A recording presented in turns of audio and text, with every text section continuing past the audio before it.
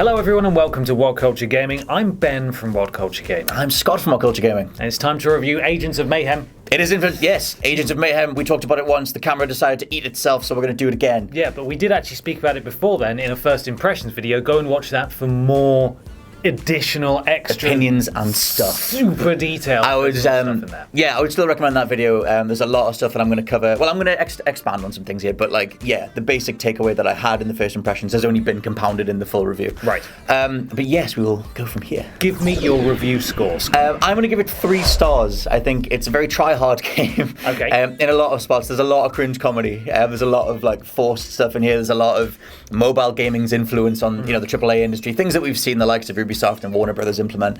Right. A lot of aspects that are kind of the worst parts of the modern industry right now. Okay. But at the heart of that is a really cool shooter. So it's a bit of a balance. Well, let's get into it. First up, narrative. It's just set up to be like a superhero thing. You've got the Agents of Mayhem, which are just trying to police the world. The game itself is set in a fractured timeline after the end of Got Out of Hell, which I think you played. I did, but I can't remember the story. So apparently, the end of that, what's his face? Something happens at the end of Got Out of Hell. I never played it either, but I know that it resulted in a whole bunch of different timelines. Mm-hmm. One of which being that the Johnny Gat, the guy from the Saints games, is now a policeman. Very quickly. Go on. Does anyone get Johnny Gat? No. Why do they keep trying to make Johnny Gat a thing? I don't know. He's additional DLC in this, right? Yeah, they made a big deal out of him being in Saints Row the Third. They always wanted him to be bigger. He's just there, isn't he? He's just I don't understand why they're pushing him so hard. I don't think he's but I do think that he's just there. He's just nothing. He's one of the best characters in this, but that's maybe more of a comment on the other characters that we have. Okay. But yeah, so he's a policeman. He's a policeman, and he joins up with the Agents of Mayhem, which is the overarching story is that you have the Agents of Mayhem, which are a superheroic force led by Persephone. Apparently, Persephone was in Got Out of Hell as well. She's this cougar type badass woman. Okay, she's a thing, and she leads the Agents of Mayhem, and they're up against Legion. Legion are the sort of collective bad guys of the world. Okay, it's just an excuse for Volition to dive deep into 90s superhero cartoon type stuff. Okay, and in many respects, they have a lot of fun with it. We can get to this in the presentation stuff, but that's the basic setup. The other stuff is that all the different characters that you have all come with different side missions. Okay. You start with 3 specific ones, Fortune, Hardtack, and Hollywood. Yeah. They all really suck. Okay. But all the other characters that you get are way better because they get introduced with their own little cartoons and their own little setups and stuff. And so you've kind of got this superhero powered thing with occasional bits of dialogue that are way more written as if humans would say them rather than just E3 cringe buzzfests. Yeah, booyah, lots of damn, lots of that, lots of stuff like that. Okay. There's just I was going to reel off a whole bunch of different characters and stuff, but we can do that when we get to a bit of gameplay. But we'll do that later. Yeah, should we move on to presentation? So you've got the comic book presentation. It's kind of got this cel-shaded look in spots where you've kind of got hard edges around the outside. Okay. And I've seen a lot of people comparing it to Overwatch, which isn't a comparison that I see. I mean, visually, it's sort of there. Yeah, it's set in Seoul, which is a strange thing because the other Saints games are set in Steelport and stuff. Yeah. But Seoul's the first time they've used a real world location, I think, unless there was anything that I missed. So you've kind of got this high-tech version of Seoul, which I think that's where people are drawing the comparisons to Overwatch because it looks like an Overwatch map, which is a nice place to set the game, but they don't make any use of it in the gameplay. Again, we'll get to the gameplay.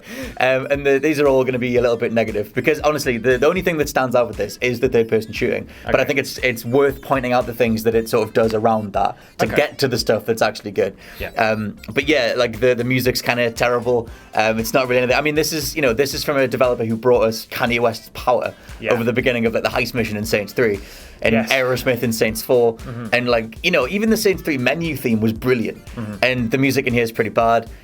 You've also got a really terrible frame rate, just bogging it down. Apparently it plays fine on the PS4 Pro, so that's a thing. That's annoying.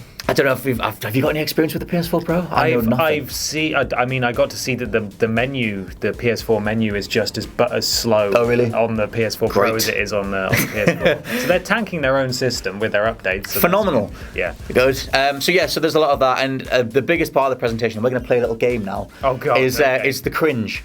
So I'm going to read you. I've got 5 things here. Yeah. Some of these are things that the characters say in the game, and some of them are things that I've made up. Okay. And they're intentionally, the ones that I've done are horrendous because then you won't be able to tell the difference. Okay, I've got to guess which is which. Yes. Yep. So I mean, just to give a little bit of background, the sort of cringe that we're expecting here. I picked up a power up in the game, and a character went cha-ching. And I also finished a transaction with someone, and they went, "See you on the flippy floppy." That's awful. That's terrible. And a lot of there's a character who's a Russian warrior man, and he's called the Cold Warrior. Oh, so just puns. Laying the groundwork here for what to expect. Yeah. So okay. Right, I'm ready. Just when they think I'm done, hello beast mode. Hello beast mode. That sounds like something that's in the game. It is 1 point for you. They call me slick. They call me fast. I call them dead. Oh God, that's awful. Is it in the game? It is not in the game. Oh no! Which is a good thing, I guess. It could be. That is a good thing, I guess. Yep. I like to see what's coming, so I can shoot it in the face. That's in the game. It is not in the game. Oh come on! The game is winning. I thought I would make some very, very bad things. God. Okay. You might want to equip these to add some mayhem to a fight. Do you see what I did there? That's got to be in there. It is in there. All right. Okay. Good. That is in there. 2-2. Hey Roman, want to go killing? That's not in there. That is not in there. Yes. Maybe Agents of Mayhem is better than I think. Okay. But that's the general sort of vibe that we're going for. I mean, all of those could have been in there. Yes. That is my overall point. Is that's the level of writing that we're at. Okay, that's not the best. No, to be honest, the general overall vibe, and this might end up being the title of the video, is it reminds me a lot of E3 cringe, a lot of pep, right? A lot of just sort of like, come on guys, like it's not very genuine. Wow. Yeah. Unbelievable. Flippy floppy. If you take that attitude and you sort of like filter it through like the boardroom meetings and all that kind of stuff of just like, well, we should have all this pep in here. We should have characters being like, that was awesome. And there's the guy called Hardtack. There's a bit where you go into a base and he just sings the Shaft theme where he's like, who'll take on the people? Hardtack.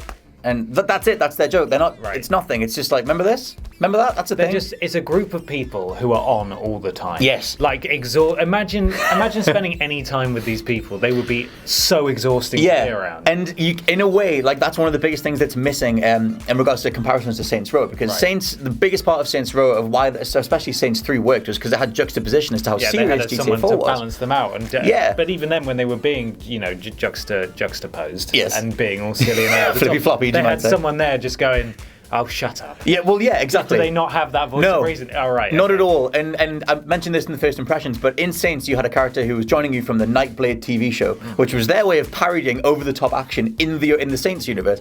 Agents of Mayhem feels like a kind of cartoon that would be in the Saints universe being parodied. Right. Like, it's the kind of thing that GTA would watch on, like, GTA 4's TV shows kind of thing. It's very over-the-top, it's very stupid. Very, very rarely are they self-aware. And when they are, they just acknowledge the sort of the goals that you're being asked to do, where you're hacking like 3 things, and then Johnny Gat will be like, another one of these? And it's like, another one of them. Like, you can't acknowledge it and then make me do it anyway. That points out the biggest thing that Agents of Mayhem doesn't do, which is use like the idea of providing a mirror to establish tropes to give itself a unique identity. To do something new. Which is something that does exactly the same stuff. Yeah, and like Saints 4, one of the best moments in Saints 4 is you're doing the standard escape from prison getaway, and you're getting away and the music's all like pulse pounding, and then you hear your character go, is there not something else on the radio? And they end up putting on like this like awesome song, I forget what the hell it is.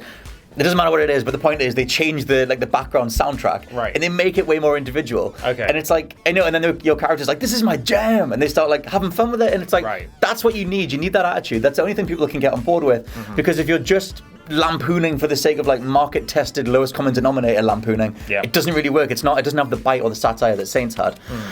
Anyway, we can get on to gameplay, which is the good stuff. Yeah, let's move on to gameplay then. So this is the biggest thing. The only reason to play Saints is if the only reason to play Agents of Mayhem. There it is if you like the third-person gunplay of the Saints series, because this is very much that on a bigger scale. Okay. They've dialed it back in terms of the sheer amount of like over-the-top superpowers that you had in the likes of Get Out of Hell or Saints Row 4, and you're not flying or like gliding kind of thing. But you still, each character has like a special ability or a mayhem ability. You can trigger them. You can do a hell of a lot more damage. Basically, I can boil down recommending Agents of Mayhem to like one sentence, which is like, how much do you enjoy third-person shooting? Because this is literally, power-ups and XP boosts and meter burns the game. Like it's all those, you know, when you play like a free-to-play mobile game, and there's all those things of like multiple currencies and like timer burns, and like, oh, you can't come back to this bit for 8 minutes. Keep playing. Keep coming back. Give us your money. Yeah, and like there are microtransactions in this, which like the character who introduces them recommends them. He's like, oh, these will enhance your experience, and it's like, oh mate.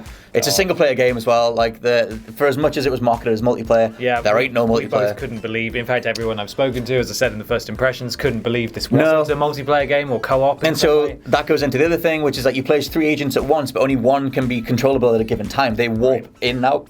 Which makes no sense because you have 3 people available. Why not design some AI to do some team tactics or some team coordination stuff? I mean, they had it in Saints Row. And they totally did have it in Saints Row. And there was co-op in Saints Row. Yes. And it's like, and so none of that is in here. The nearest thing to multiplayer is that you can have daily contracts, which is like every day Volition are sort of monitoring different contracts. But again, they boil down to go kill 50 things, go destroy X number of things. Right. There are a whole bunch of side missions regarding, but they're really basic. It's like ram a car off the road or destroy a certain lorry or like go, save someone from a bomb.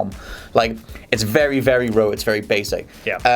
That is all without saying that the actual feel of popping a headshot with a shotgun feels good, and like you can get some mileage out of that.